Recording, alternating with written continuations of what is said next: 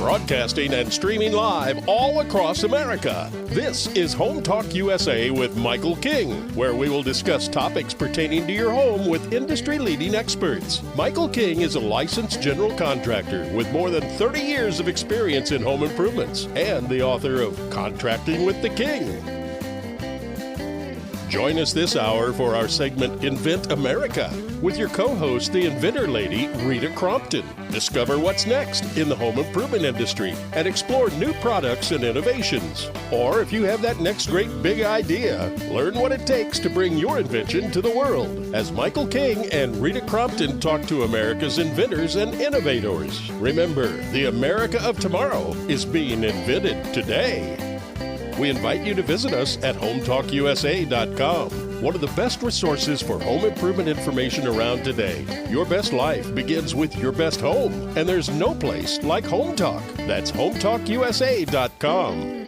And now, we proudly present Invent America from the #1 home improvement radio program in the country, Home Talk USA, with your host, the Cajun contractor, Michael King, and his co-host, the inventor lady, Rita Crompton. Hello, everyone. Thank you so much for being with us for this segment of Invent America. And we do invent America because America invents.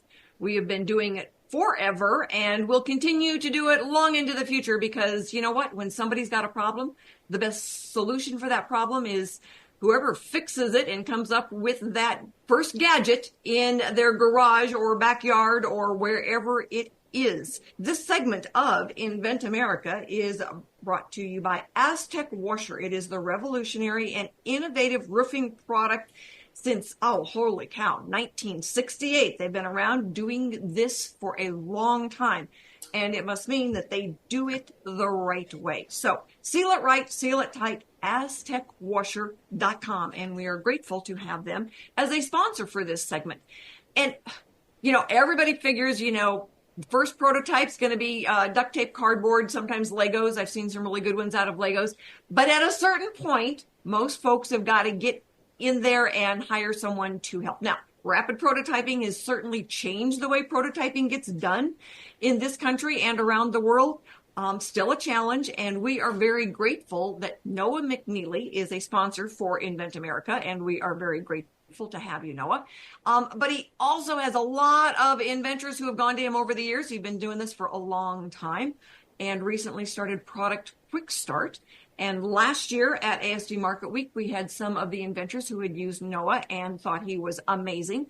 And this year we will have some inventors who are currently using Noah for their prototypes, but prototyping gets done in stages. So Noah, from the duct tape and cardboard Legos version that somebody does on their kitchen table or in their garage, where do you take over? And thank you for being with us today. And thanks for having me. And let me just make one minor correction.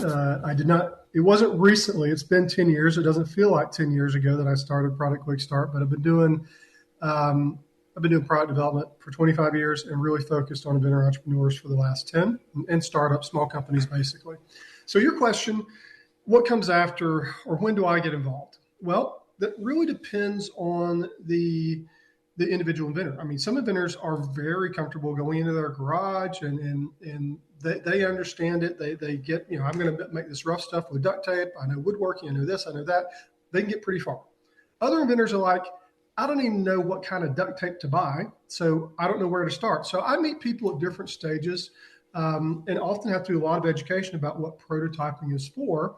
And Rita, as I think you know, these duct tape level prototypes, these garage prototypes, they're all about learning what we don't know. So do we even know if the physics works? Do we even know, is the size right? If it's something that's going to go on the body, is it too big? Is it too small?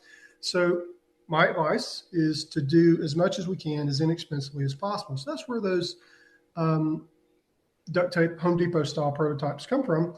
And some people, like I said, I get involved. They've just got a sketch. They've just got an idea and they don't know what to do. Well, sometimes I have to educate them that the first prototype is not going to be that trade show prototype. It's going to be all this garage prototype level stuff. Yeah, it's funny because I've seen, when I go and do like the invention convention at a school and I will see some of the things that the kids have made, and it's amazing what they can grab and use and create with just whatever they've got laying around the house. I know years ago we had early prototypes for a product done out of pipe cleaners. Mhm. And, they took it off to, get the next stage done. And my pets still use Tagabiner, and it started out as pipe cleaners. Right. Yeah. So why would you spend $1,000 on a fancy prototype to learn something you could learn for $10 worth of pipe cleaners? Exactly. So, I always tell inventors, do your first version yourself. You can learn, duct tape, cardboard, Legos, whether or not the door should open top to bottom or left to right. The size, a lot of times it's like, you can make a miniature, but, I had one couple, it was years ago, and they said, well, we've got this cool new thing that's going to sit on the bed. And, it's really, and I said, did you figure out how it was going to stay on the bed? And they go, oh, we never really thought about that. It's like, go out and buy yourself some, strappers or, bungee cords or something and figure out how that's supposed to stay on the bed. And then you go off to hire the specialist. All right, we've solved these problems. We filed a provisional patent application. Here, Mr. Prototype Guy, the rapid prototypes that, you can do for that first round are critical. So once they get to Noah, what are you, are you using the rapid prototype machine? What are you doing for that first proof of concept prototype? Explain what that exactly means to our listeners. Well, one of the benefits of having done this a long time is I actually have a lot of arrows in my quiver of all sorts of different processes to use. And that, there are different approaches that are appropriate for different things. And rapid prototyping is great. There are multiple types of rapid prototyping. If I can use that, that's generally a go-to for certain things.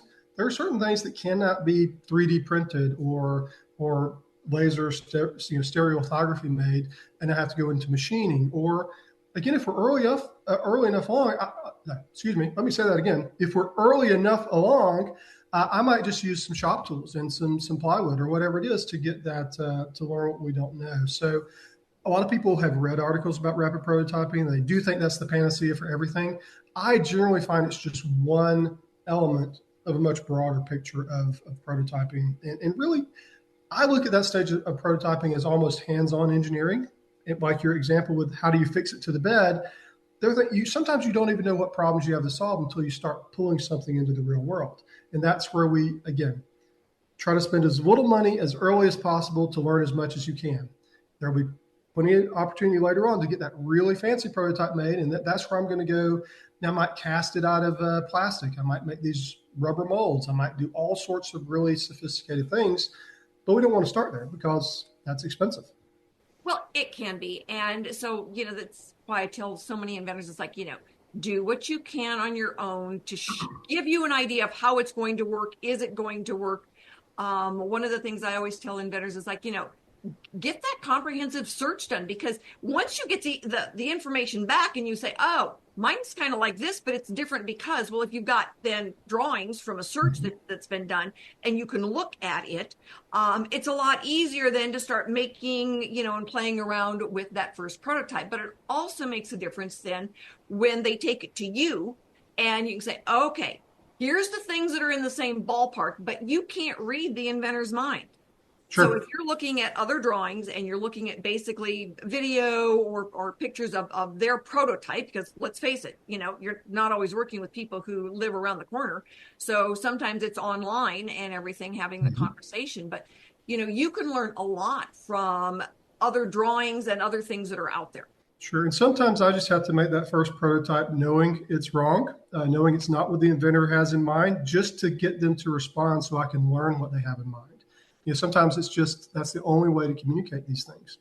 I know I had an inventor. It's like, well, he just went and bought, types off of the shelf. And I said, well, for the first one, isn't it less expensive to buy parts and take them apart and put it back together the way you want it done than it is to start from scratch and charge you then thousands of dollars? It's like, oh, well, I never really thought about it from that point of view. It's like, right now we're saving money. Yep. And, if you're just crazy about spending that money, let me help you out. But in the time, if you've got to be frugal, let's be frugal and get it done. Yeah, stock traders would say keep some powder dry because you're going to need it later.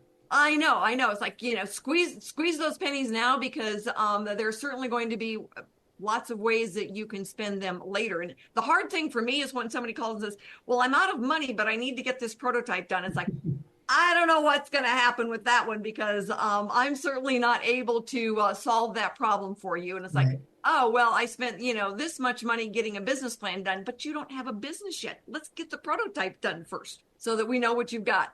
And Yeah, that's why, try that at the steak restaurant. I'm out of money, but I really want a steak. yeah, no kidding. No kidding.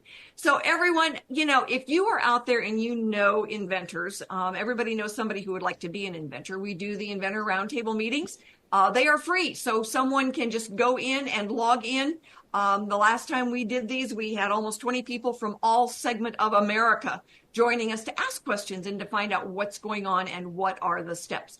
So stick with us. We are going to be back with Ian Osborne. He's got several products in the marketplace, and he is always updating his prototypes, even when the product is in the marketplace. And we're going to find out how that has worked for him. So stick with us, everybody.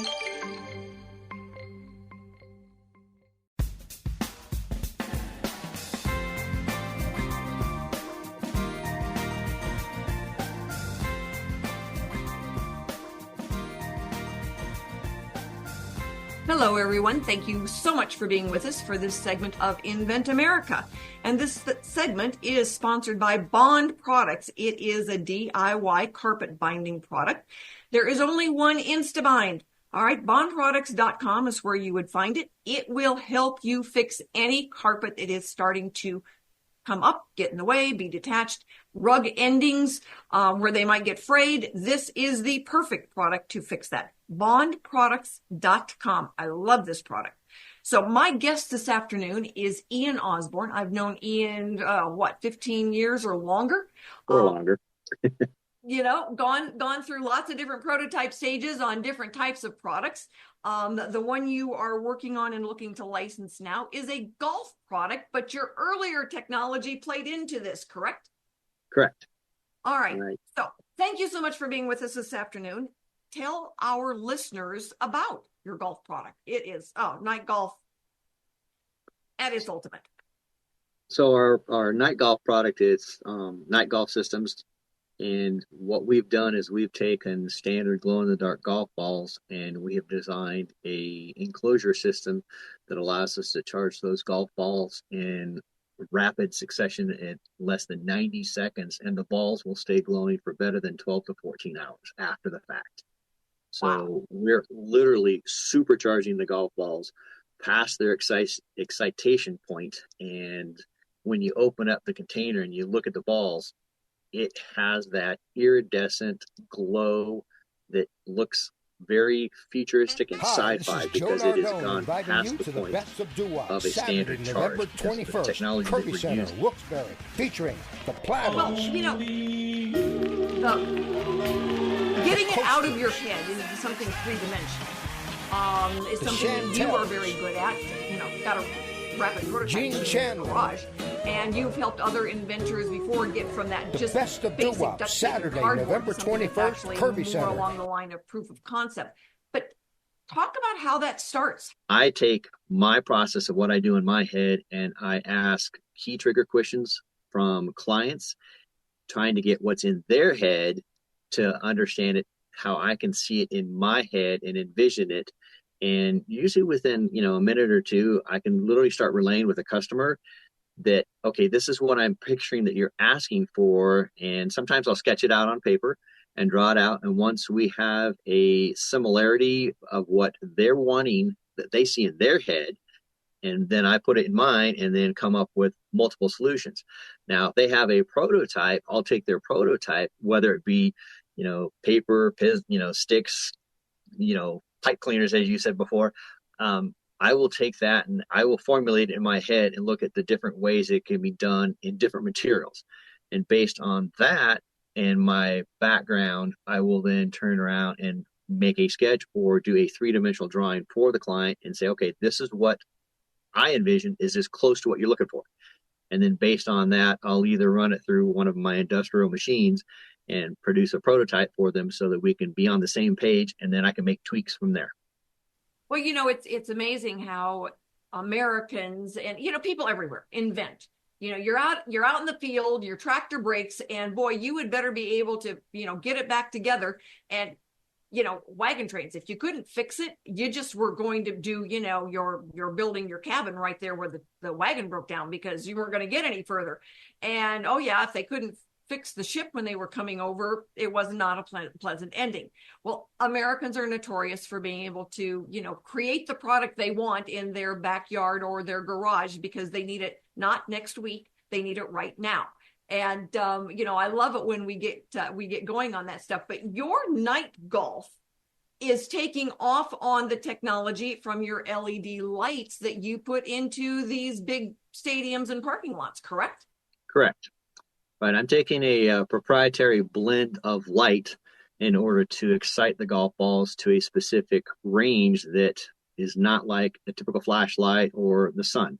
So we're able to produce a brighter, longer lasting product of the golf ball so that it literally will glow more than 1 hour or 10 minutes, which a lot of the things that I saw out on the market were very inadequate.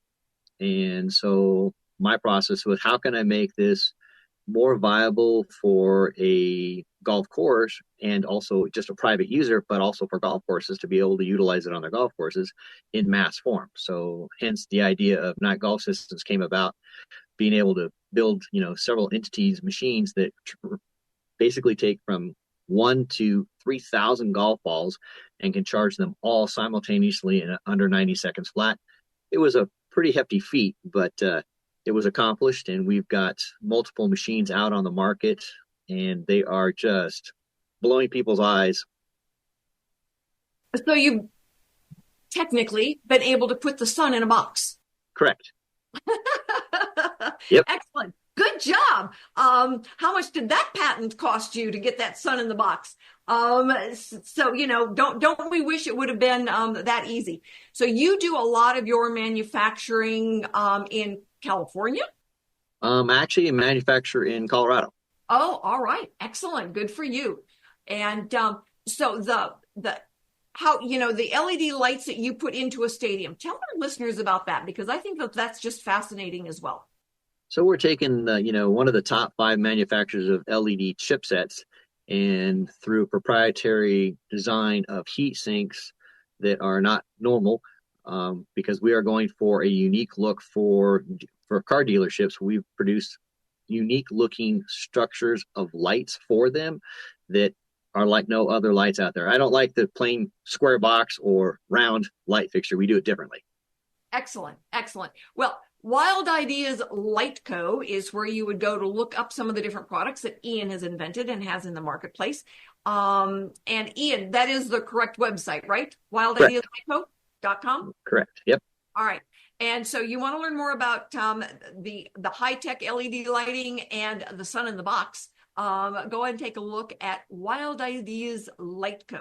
Stick with us, everyone. We have got another inventor coming up that has got some very cool new products and is more than happy to kind of walk through some of that prototyping stage with you as well.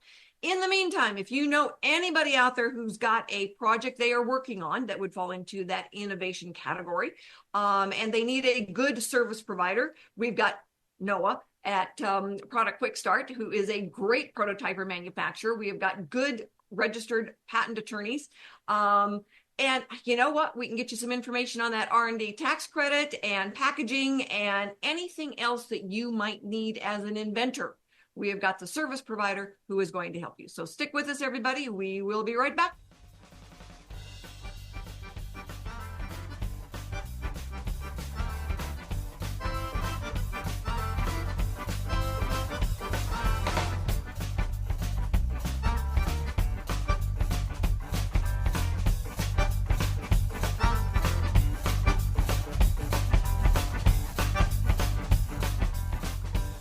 Tired of struggling just for your customers to notice you? Your business needs Constant Contact. Constant Contact's award-winning marketing platform has helped millions of small businesses stand out, stay top of mind, and see big results. With powerful tools like email, SMS, social media, and events, you'll say the right thing at the right time to sell more, raise more, and fast-track growth. Plus, everything's backed by Constant Contact's expert live customer support. So get going and growing with Constant Contact today. Try it free at ConstantContact.com.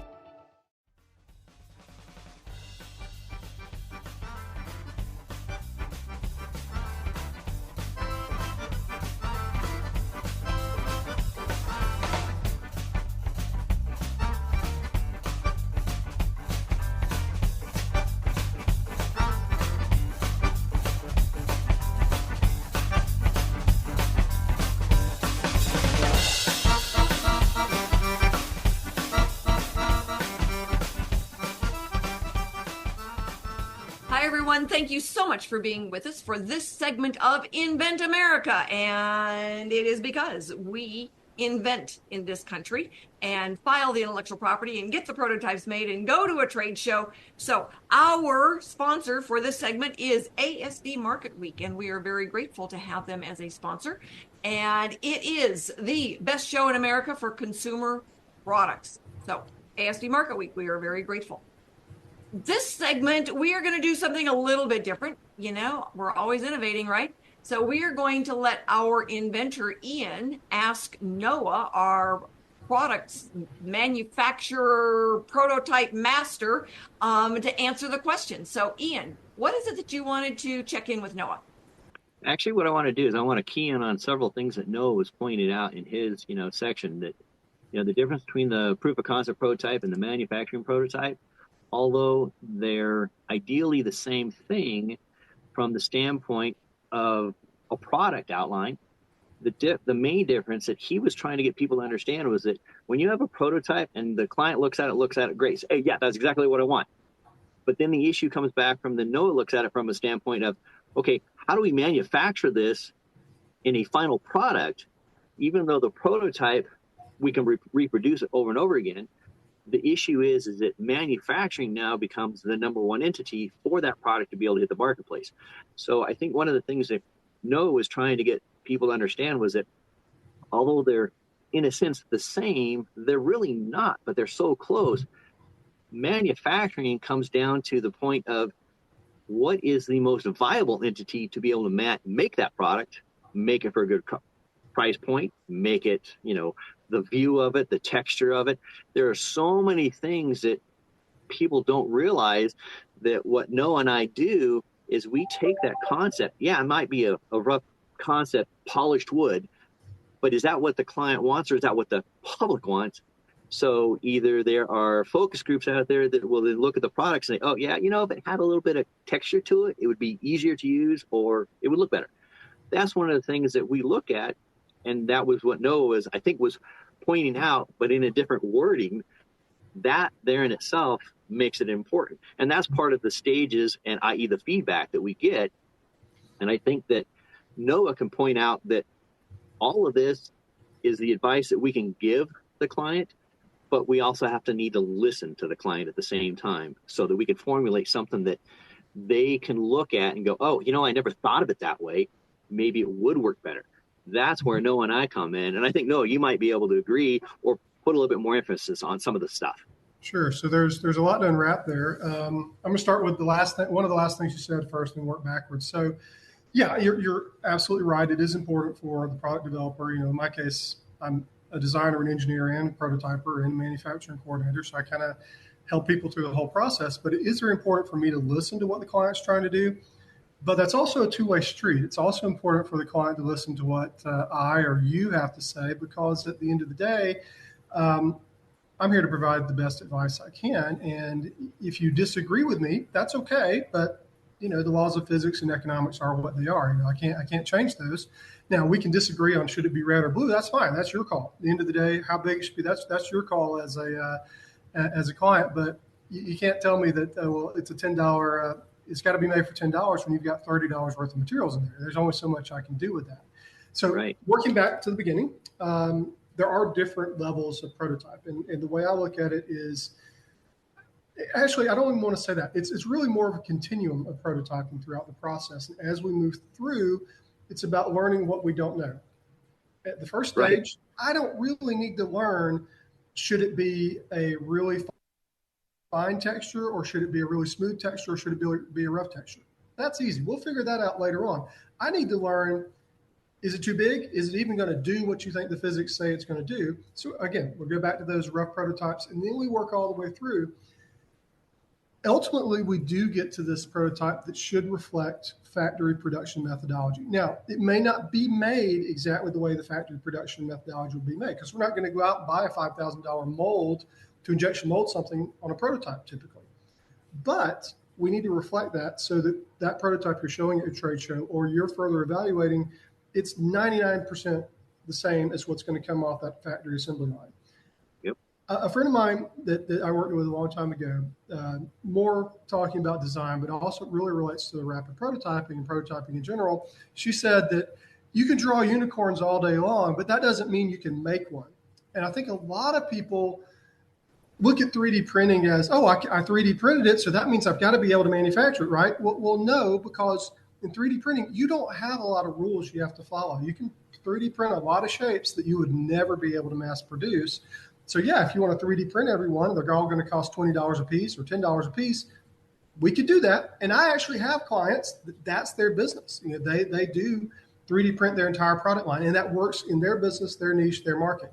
Most of the time, we've got to get it to the point where a factory is producing 3,000 of these at a time, 5,000 of these at a time, 1,000 of these at a time. Just depends on what it is, and without following those manufacturing rules for injection molding or making sure assembly's easy and reasonable, or sheet metal bending, all the different rules that have to go into it, we never get to that mass production level. So, yeah, you can 3D print a unicorn, but you can't actually manufacture one.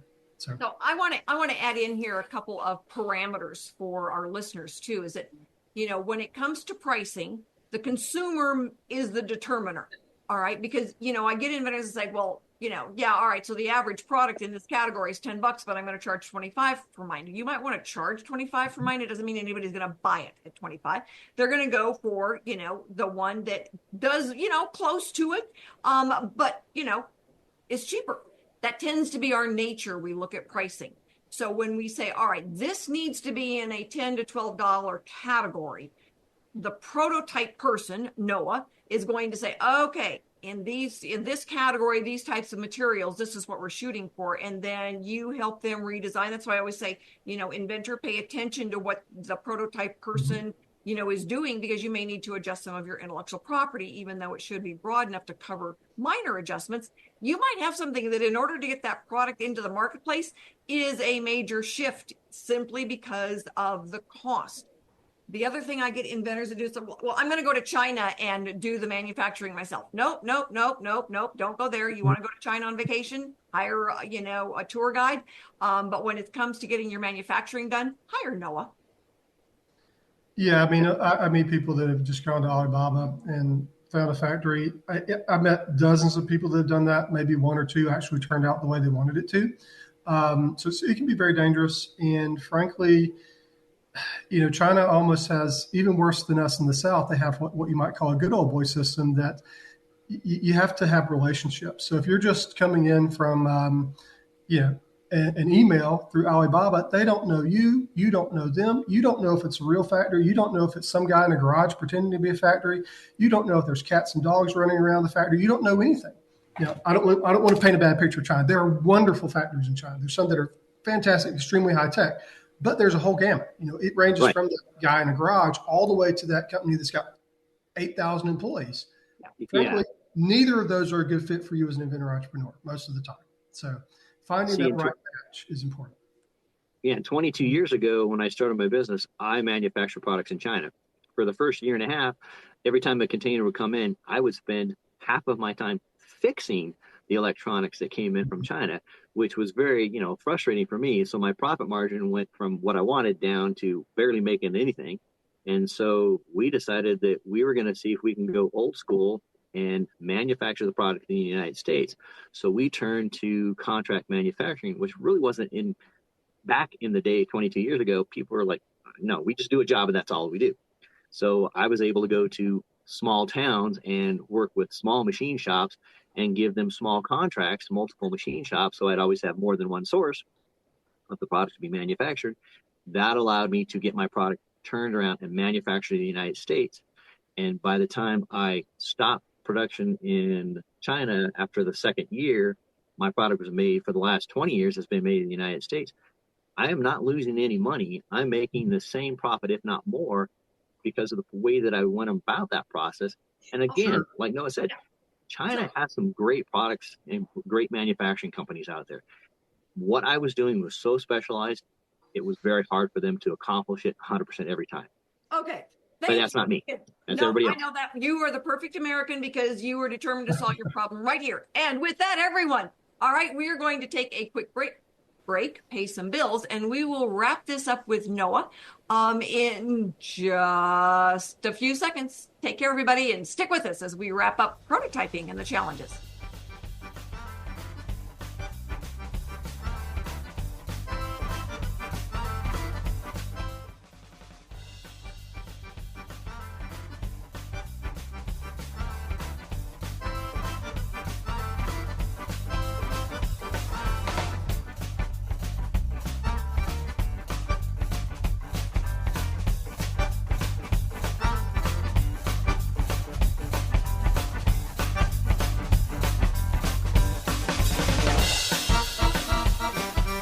Hello, everybody. Thank you so much as we wrap up this segment of Invent America for being with us so we can, finish up our conversation on the challenges of prototyping. I think for a lot of inventors, have idea, file patent, make money is the business plan that a lot of them start out with and then realize about the time they get through first prototype stage that there's more prototype stages. And holy cow, then when they get to marketing, that's a whole nother cranky animal for the inventors. But, the prototyping stage, a lot of them don't realize that, you get a really cool prototype now, the proof of concept, you can see exactly how it works. But that's not how it's going to be manufactured, because the way your prototype works doesn't work so much for manufacturing to make it fit into that sweet spot of what price the consumer will pay for it. And so for a lot of inventors, that's a very difficult stage to be in. So Noah, how do you work someone through that? How do you work to prepare them to understand what's coming? And then how do you get them to make that leap when they're there? Wow. You told me these were going to be easy questions. It depends on the person, and sometimes I feel like I do a lot of counseling in addition to design, engineering, and prototyping work. What I like to do is when I meet a client the first time, I have a very long talk with them. I try to learn as much as I can about what they're trying to do. And then I put together a scope that's just for them, because, there are companies out there that will try to template you into a project that's their way rather than what's right for you and your product. So I treat everything individually.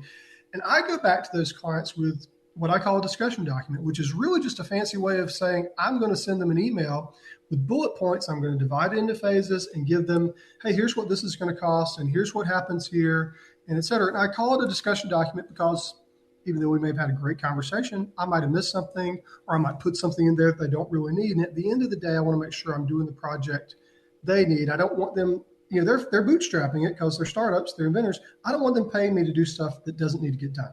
But I want to make sure everything that does need to happen happens. So through that process, I do a lot of education about, what is my typical phases are: design, development, direction. We're going to design out on the computer, maybe do a few rough prototypes just to confirm that this direction is solid. That's very interactive, show them a lot of options, work with them to pick the right one, refine it, et cetera. My second phase, which is where this comes in that I really have to do some education about typically, is what I call the hands-on engineering phase. This is where we're going to make prototypes. We're going to break them. We're going to make more. We're going to break them. We're going to keep doing that until we learn everything that we couldn't learn on the computer, and we roll all that back into our design. Then, of course, our third phase is where I do all the heavy lifting to get it detailed for manufacturer readiness. Right. But it's really an education process. I mean, I've learned that over the years that it is. And it makes, for a lot of the inventors that go to ASD Market Week with us, a good number of them are going with just that fairly early stage, not the duct tape and cardboard prototype, but certainly the proof of concept prototype. And they learn a lot. They can ask a lot of questions. People give them feedback on the way something is working. So then when they go back for that next stage of prototyping, say, oh, these were some of the questions that we ran into at the trade show. It would be better if it were, did this. It would, let's add this part to it. And so you worked with inventors. I know you worked with inventors, that came back from the show last year that said, oh, let's make these improvements. Let's do it this way. And for a lot of them, getting that feedback from professionals in that industry makes a huge difference. Oh, absolutely. That's extremely valuable. And that's something you want to learn now before we make 5,000 of these. If you learn it after you get 5,000 on the market, well, you've already paid for 5,000 units. You can't fix that then. So you can do a next generation. That's fine. The more we can learn I often say prototypes are about learning what we don't know. And in that case, it's not just whether it works or not. It's also whether it works for the market, for the consumer, et cetera, from the standpoint of, is this something someone wants to buy? Is it going to be at the right price for the problem we're solving for them? I meet people, sometimes they've got a $100 solution for a $5 problem, and that doesn't work, So all those other points of view, a prototype and demonstrating that with people, it can help you learn those things that you don't already know. And then we can make adjustments. We can fix the plan and move forward. Absolutely. And all right, so, we've kind of talked through this, but I get inventors that want me to help them license their product based on renderings rather than prototypes. And, I always tell them, I'm sorry, but if that's not the way it works, you can do renderings of life on Mars. It doesn't mean that there is life on Mars. And it's like, you can do renderings of me hanging from this tree outside my deck. Not going to happen. And so the proof of concept prototype is a critical stage in the evolution of a product. Yeah, I would say your potential success rate is, it's an order of magnitude. It's tenfold more likely if you have a prototype you can demonstrate. Now, there are some inventions you really can't demonstrate as well with a prototype. I did a project one time for a surgical thing that's going to be like tiny. It's going to be like 3 millimeters long. We still made a prototype of it, but a much bigger scale version just to demonstrate it. But it couldn't demonstrate everything that product did. So some renderings did come into play. And sometimes you partner those things together. You prototype what you can. Hey, it's ugly. It does what it's supposed to do. But then we got this really pretty picture of this is what it's going to look like when it's all done. That's okay. But you really need something physical. You really do. It's very difficult to present something at a show that people can't touch, push, make it work. Now, we had a lady last year that went, and she had it didn't work. It didn't work. She did not know that it didn't work until people tried it, and it didn't work. And she goes, oh, I need to redesign this one. Yes, you do. And then, but she was thrilled with the fact that so many people tried it. They liked the basic concept and gave her ideas on how to make it work better. And, yeah, I mean, it's about learning what you don't know, and that's something she didn't know, and that prototype helped her learn that. And the funny thing is like, your family is not the right, they're not the right ones to ask because they love you, and they're going to say, oh, this is really cool. No, not so much. You need to ask the professionals in the field who would be selling it. They're going to give you ideas about manufacturing, about the way it works, about packaging, and about cost. And with all of that, I'm talking, Pastor, because we are wrapping up this episode of Invent America. Noah, thank you so much for being with us.